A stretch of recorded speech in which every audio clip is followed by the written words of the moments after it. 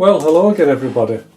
Well, I was at work today and I noticed that one of the offices across the road was being refurbished because they had a skip outside, and of course I was sat there watching this skip being slowly filled up with bits of building work as the day went on, and I could feel the draw of the skip getting ever stronger.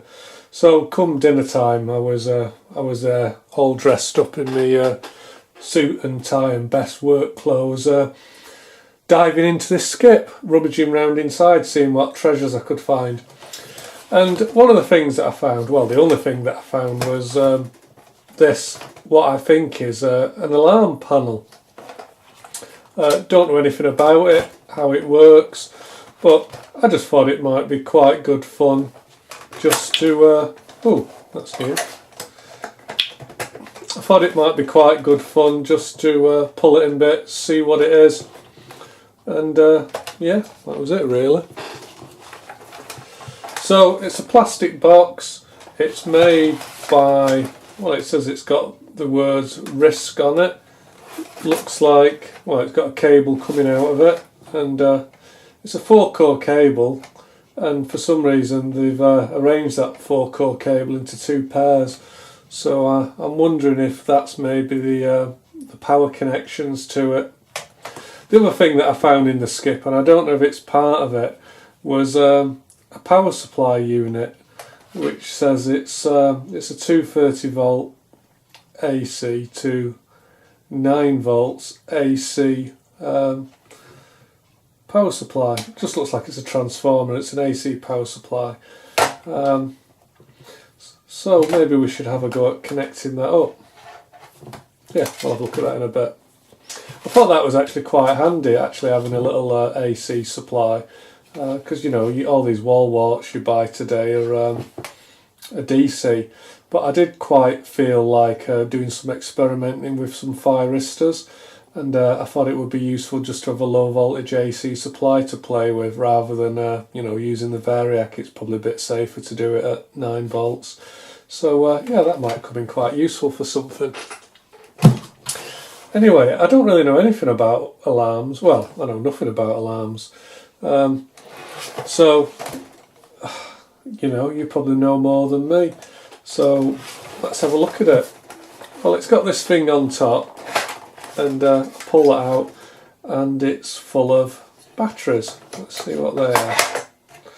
And they are nickel metal hydride batteries, and it says that they are 2,200 milliamp hours. Let's just see if there's any charge in them. 1.2 volts, seems okay. Are they 1.2 volts? Yeah, let's just check all them. 1.2, 1.2, 1.2, 1.3, that one's a bit higher. 1.2, 1.2. Well, they appear to have a little bit of charge in them. Let's just try popping these in, see if it does anything. So it just looks like the alarm's got some metal prongs in here which just make contact against the bottom of the battery holder. Oh, lights, it's lit up. It wasn't actually doing anything in the skip, so maybe that battery holder was just loose. Oh, the lights have gone out. Does it do any more than that? Security system is on. Oh, wow. It speaks. I wasn't expecting that. Let's just randomly press some buttons. Wrong code. Please try again. Oh.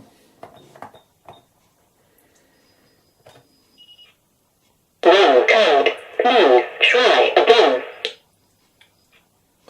It says on here Northern Alarms, so I'm assuming that maybe that's the company that installed it. I don't know.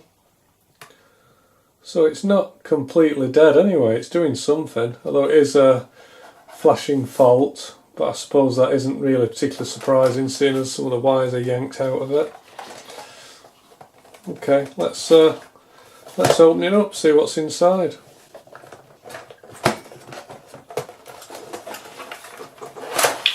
Disconnect the batteries first, maybe. I think that's an idea.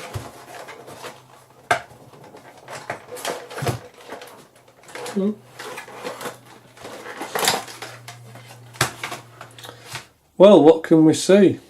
So these are the spring contacts here that must have been pressing up against the back of these batteries. I wonder if we can just do that now. Which way around does it go?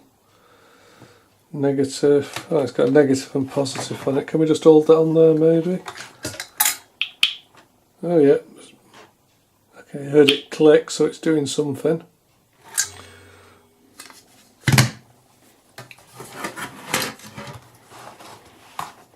Got a spring here. Oh, I've got a micro switch. What does that press against?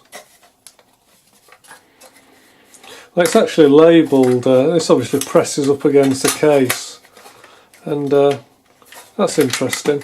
So this must detect, well, I'm actually thinking that this presses this up, so this switch here must be to detect if the alarm unit is actually screwed onto the wall. It's obviously got this second board that looks like some kind of relay board. We'll have a look at that in a sec. Oh, there's another switch there.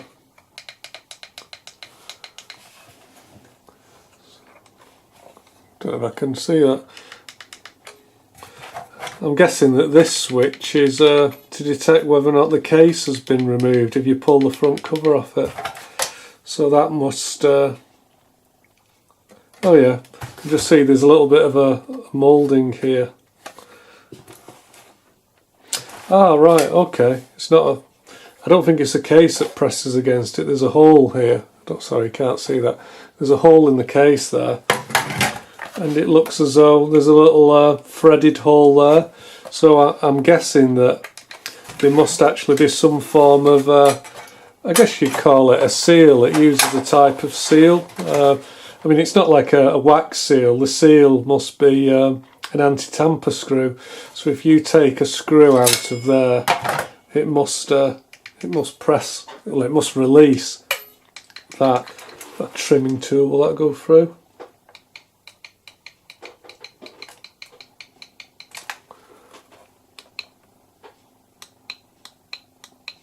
We've got a speaker here, which I'm guessing is where the voice was coming from, and oh,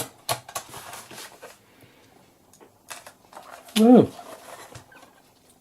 was going to say another spring, but this spring has got the words antenna printed against it. So I'm thinking that this must be a radio module. I'm wondering if this is one of those alarm systems which communicates with remote sensors.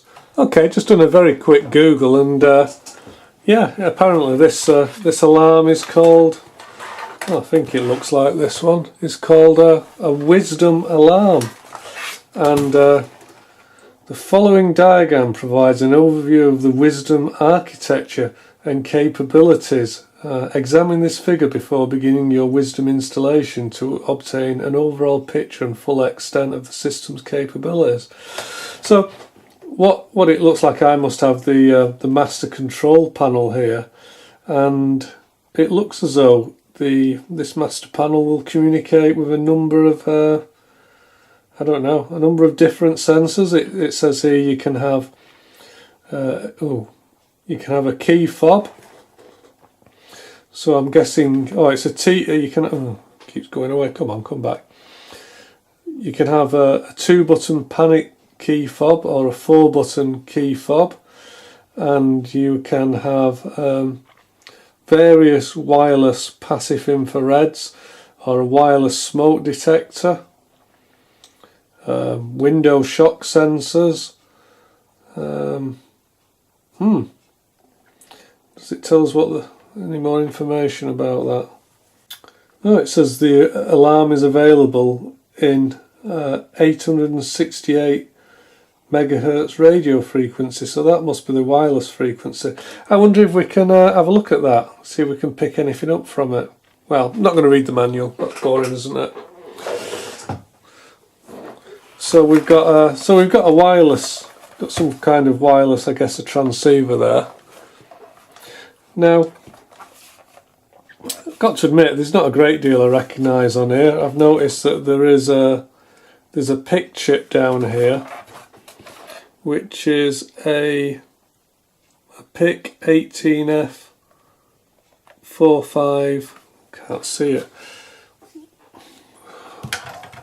Afraid I'm going to have to stick this under my magnifier. I keep complaining about my eyesight, don't I? I just can't get it right these days. It's a microchip PIC 18F452. Now I've used that myself. That is it's a PIC designed for low power applications. It has, I'm just going off memory now, it has a 10-bit A to D, and I think one of the special features of this is that it has EEPROM stroke E squared memory, and it has I don't know, something ridiculous like a 10-year EEPROM life. So basically, whatever you program into it, it'll remember it for at least 10 years. And it also, from memory, has a long write life. I think a lot of these are E squared type memories. You can only write to them a certain number of times before the memory starts degrading. You've got to be quite careful, actually. For some applications, you don't want to keep writing to your to your E squared memory, because you'll wear it out. I think most of them are about 100,000 writes, but off the top of my head, this one is something like 1 million writes. So, yeah. Oh, and just above that is let's just check that. 1, 2, 3, 4, 5. There is a 5-pin header. Now, a lot of these PIC chips use a 5-pin programming header. So I wonder if that header is connected to that. I can't actually remember what the functions are on the programming header. And the one I've got, I think I've left it at work. Let's see if I can just look it up, what the programming headers are for a PIC. Actually, I don't need to look it up. All we have to do is go and look at the poster on my wall. So, pin 1, master clear, pin 2, VDD, pin 3, ground, pin 4 is the data, programming data, pin 5 is the programming clock. So, just as a quick and dirty test, we'll just check that they do actually all go to that.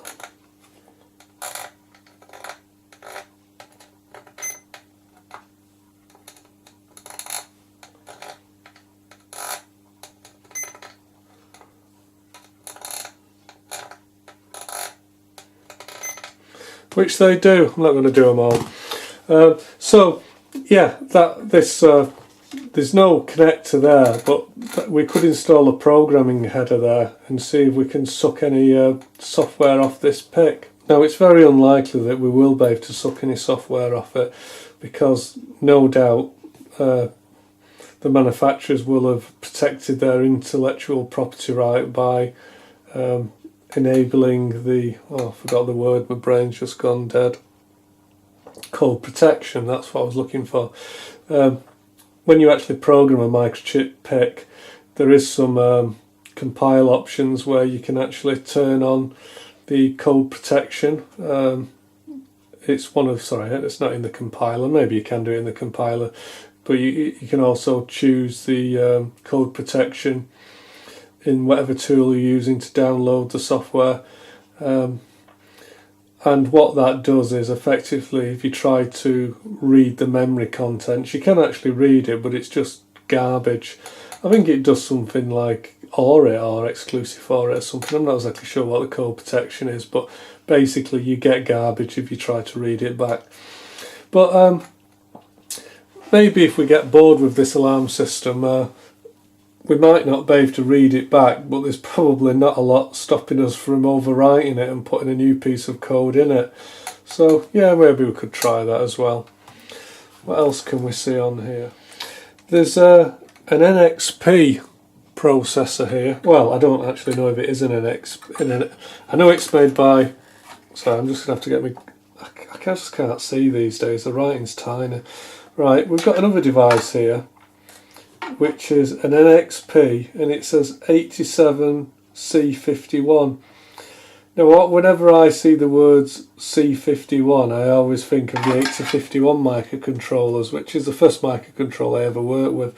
So I don't know if it is basically some kind of modern version of an 8051, but maybe it is. It's made by NXP, and it's got a crystal next to it, which is 16 megahertz. So we can, if we power it up, we can have a look at that clock as well. The PIC is the PIC has got a crystal next to it as well, which is a 25 megahertz clock, which appears a little bit fast for a PIC. I wonder if that's right. Am I reading that right? Yeah, I think I probably am. I've got to admit, I don't generally run my PICs that quickly, but you'll find that a lot of the microchip PICs in the last few years, the actual clock speed has gone right up. I mean, I used to think that we were flying with a 4 megahertz resonator in there, but a lot of these PIC chips are running at 20 megs plus, and the reason they're doing that is what's pushed the market is USB interfaces. All your mice and your little devices, they all have USB on them, and rather than using an FTDI chip, a lot of companies can implement the USB decoding on the microprocessor directly. But to do that, you obviously need a reasonably fast PIC. So yeah, that's probably why that probably is running at 25 megs. What else have we got on here?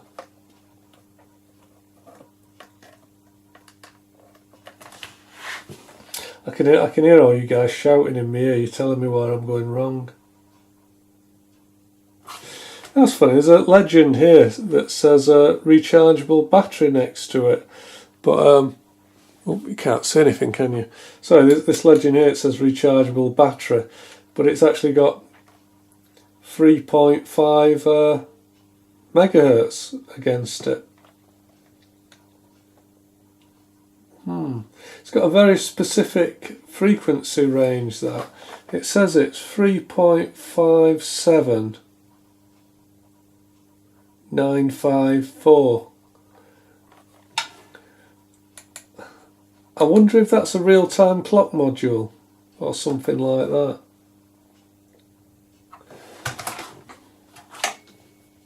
It does say rechargeable battery.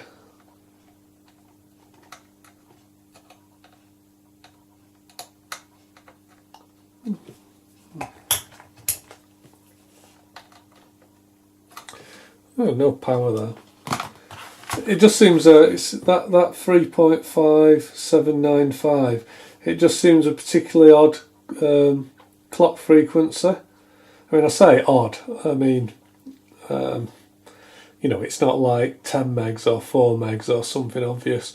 A lot of times when you see an odd clock frequency like this, it's because it's going to be divided down into some multiple that that will give you like 60 seconds or something like that. When you divide it down, you don't want any like 0.5s or something like that. Or you want to be able to divide it down into 60 seconds and minutes and all that lot. Yeah, I'm not explaining that very well, but I'm just wondering if that's why it's got this odd clock frequency. It's got a device above it which it says is again, magnifying glass is coming up. Shall I get a different magnifying glass?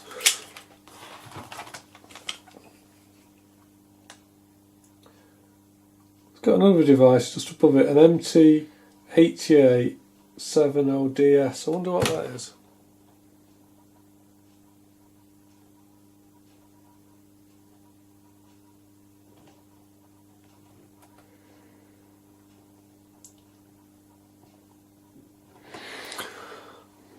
Okay, I've just looked up that IC, that MT8870D, and apparently it's an integrated DTMF receiver. So That's some kind of, is that a dial tone thing? Dial tone chip? I did notice on this other board it has some of these, it has a line in and a line out or something, and these look like telephone sockets. Oh, please, somebody leave in the comments what you call these telephone sockets, because I can't remember what you call them. So I'm guessing that this alarm system must be able to, you must be able to dial into it, or maybe it dials out. Given that it speaks, I wonder if it can do something like clever, like if you're broken into, it can ring you up and go, sorry for spoiling your holiday, but you're being robbed. You're being robbed. So yeah, maybe that's some kind of tone dialing chip.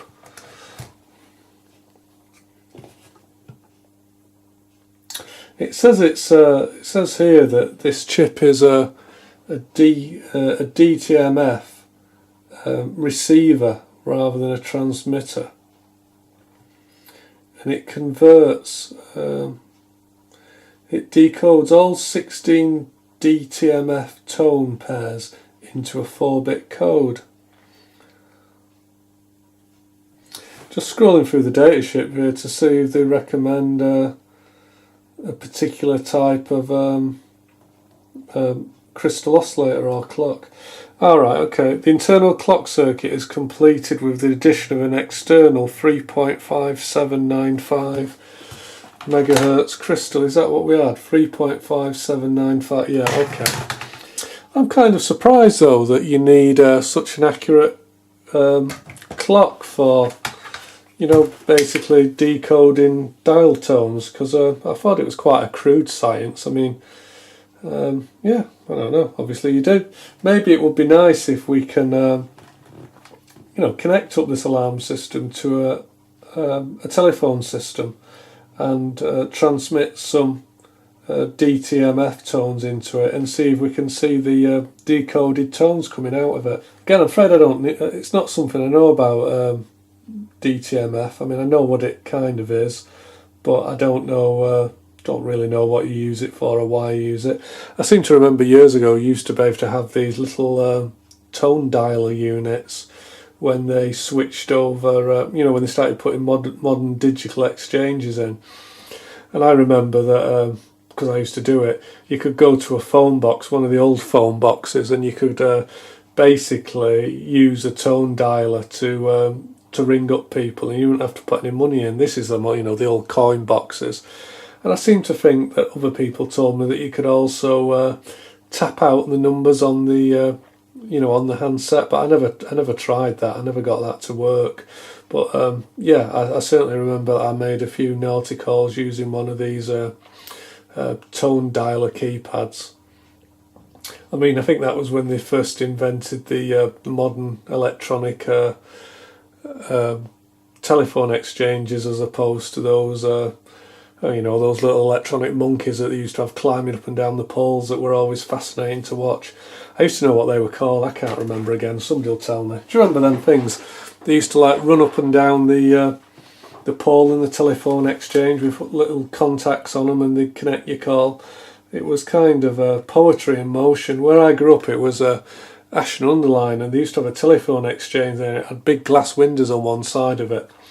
And I remember literally as a little kid, I must have only been 4 or 5, and you could look through the windows and watch all this equipment, all these little things running up and down the pole making the connections. And then a few years later they refitted the telephone exchange with you know, an electronic version of the exchange, and these huge halls of equipment were just replaced by a few racks, and yeah, not the same, is it? Oh god, digress, memory lane.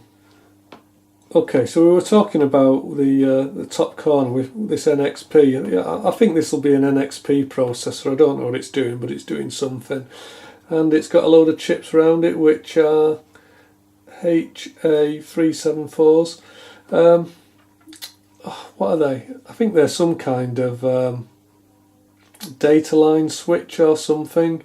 This other chip here I recognise, which is this LY622. That's actually I was going to say it's a DRAM, but it's exactly the opposite. That's a static RAM chip. Can't remember how big it is, but yeah, that's a static RAM. So I'm wondering if some of these supplementary ICs are around there, something to do with the address decoding. I don't know, it seems quite complicated. There's another chip here which has got the label on it, 1ICW SA1 UKM. It's got a date code on it of 2009, 0802 2009.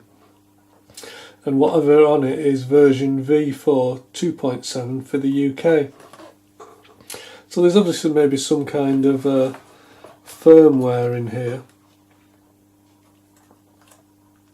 I'm just wondering if the proximity of this IC to this speaker, which is, I'm guessing, where the voice was coming from. I wonder if that's something to do with the speech synthesizer. Okay, I wonder what this chip is. I can't see what it is, so let's scrape off the label. Atmel, so yeah, take a chance, it's a memory device. It's hard to read. AT27CO40 URA, I don't know, 512k memory device. Let's just Google that. Okay, maybe not far off. It's an Atmel AT27CO40, and it's a low power, high performance memory. It's a OTP, one-time programmable EEPROM, and it's 512k by 8 bits. There you go. I wonder if that contains the voice, you know, all the phone-ins or the voice recordings. I think what we should do with that, again, I think we should pull this chip out and see if my EEPROM programmer tool will read the data off it. We might learn something. It's got to be good for a laugh, hasn't it?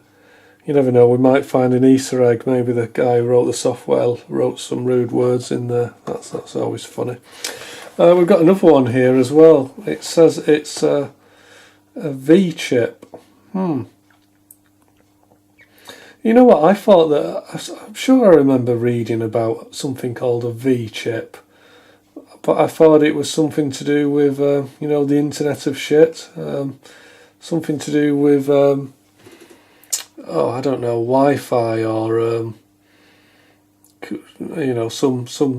It was a bit like an FTDI chip which converts USB to serial. I thought a V chip did something like allowed a microcontroller to, I don't know, see a Wi-Fi stack up or something. I don't know. I don't think this is a Wi-Fi device on 870 megahertz. Anyway, I think we'll have to do the same and get this label off. No, I don't recognise this one at all. I don't recognise the manufacturer's symbol on it either. It looks as though it's got the number 5003-05MPY. There's another number under it. Again, I think Google is your friend. Let's just see if we can find out what that is. That is the IC voice record and playback chip. So that's actually where our voice is coming from. I just assumed of it being, you know, right directly next to our RF module there, that logically that seemed what it would be, but it's not that. Let's just see if we can find anything about that. Single chip multiple message voice recorder and playback device. It's got 4, 5 and 6 and 8 minute durations. It says that the chip, they call it a chipcorder series, provides a high quality 3 volt single chip record playback solution for 4 to 8 minutes messaging. Applications ideally for cellular phones and other portable products. The CMOS-based device includes an on-chip oscillator, an anti-aliasing filter, a smoothing filter, auto mute. Features include an audio amplifier, a high-density multi-level flash memory. The ISD403 series is designed to be used in a microprocessor or microprocessor-based system. Address and control are accomplished through a serial peripheral interface, so it's using an SPI bus, or microwire serial interface. Don't know what microwire is. I haven't used it. I've used SPI. I don't know what microwire is though. Recordings are stored into the on-chip flash memory cells, providing a zero power messaging storage. This unique single-chip solution utilizes a wind-bound, patented, multi-level storage technology. Voice and audio signals are directly stored onto a memory array in their natural form, providing a high-quality voice reproduction. Well, you know, that's quite interesting. That I was actually thinking of doing a project later this year. To do with giving automatic tannoy announcements, and I'd been using a module that I got from SparkFun to do it, because basically they'd done all the development for me and it was just easier to bodge this together. I built a little prototype, in fact. Obviously these chip solutions exist which are designed for recording and playing back messages. If it's SPI bus, maybe we can actually look at some of the protocol going backwards and forwards. Yeah, so something else we can poke about at.